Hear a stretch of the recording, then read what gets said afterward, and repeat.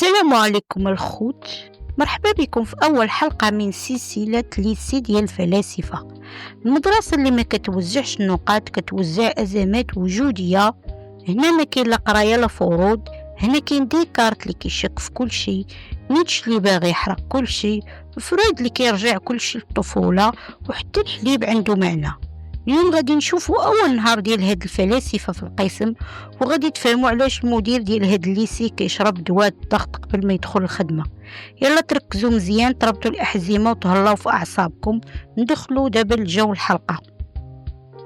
العام الدراسي بدا، ولكن هاد المؤسسه ماشي بحال المؤسسات.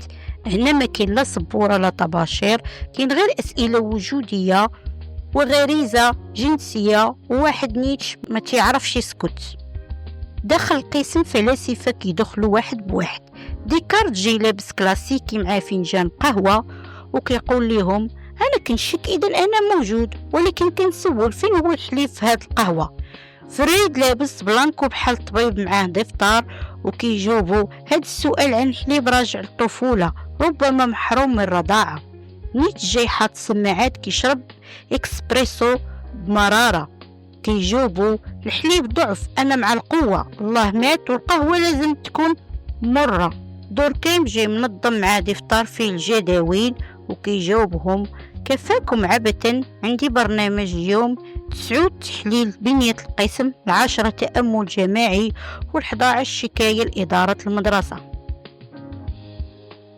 ديكارت ناصب نفسه استاذ وكيقول لهم نبدا الدرس. اول سؤال، كيف نعرف اننا موجودين؟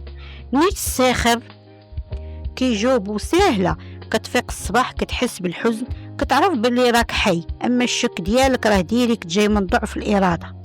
فرويد داخل في الحديث كيجاوبهم لا لا لا، راه داك الاحساس بالحزن جا من صراع داخلي بين الهو والانا، خاصنا نرجع للطفوله ديالك. واش كانت عندك لعبه وتهرسيت؟ ديكارت كيغضب وكيجاوبو سير انت كتشوف كل شي غريزه، حتى نيتش غادي تقول عليه عنده عقده من الاب. نيتش كيقرب لفريد وكيقول ليه ماشي الاب، الالهه كاملين. سقراط كيدخل للمشهد لابس لباس يوناني وعنده سبحه ديال الاسئله. السلام عليكم، عندي سؤال بسيط، شكون انت؟ شنو هو الشك؟ شنو هي الغريزه؟ وشنو كيدير واحد بحالي في هذا العصر؟ الكل كيسكت. هنا فهمنا باللي ماشي السجال بين سقراط هو اللي يقدر يدمر الاعصاب بلا ما يسب، غير بالاسئله. المدير كيدخل بصوت غليظ ولباس تقليدي وكيقول لهم سمعت صداع من بعيد، كل واحد فيكم كيتحارب بالمفاهيم ديالو، ولكن هنا في الليسي ديال الفلاسفه خاص كل اسبوع تكون مناظره بين المدارس. شكون اللي يقدر يتهنى من العقل؟ كانت هذه غير البداية، ولكن صدقوني هاد المدرسة ما كتقريش غير الفكر، كتقري الأعصاب. تابعونا في الحلقة الجاية.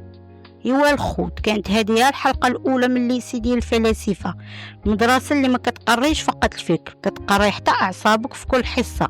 دير لايك إذا بقات فيك الأعصاب، وكتب لي في الكومنت شكون كيشبه ليك في الحياة، ديكارت اللي كيشك في كل شيء، ولا نيتش اللي باغي يحرق العالم. الحصة الجاية باش ما تفلتهاش سجل في القناة، فعل الجرس وبارطاجي الفيديو مع صحابك اللي دايما عندهم أسئلة بلا أجوبة. وما تنساش في الليسي ديال الفلاسفة السؤال هو البداية والضحك هو الجواب.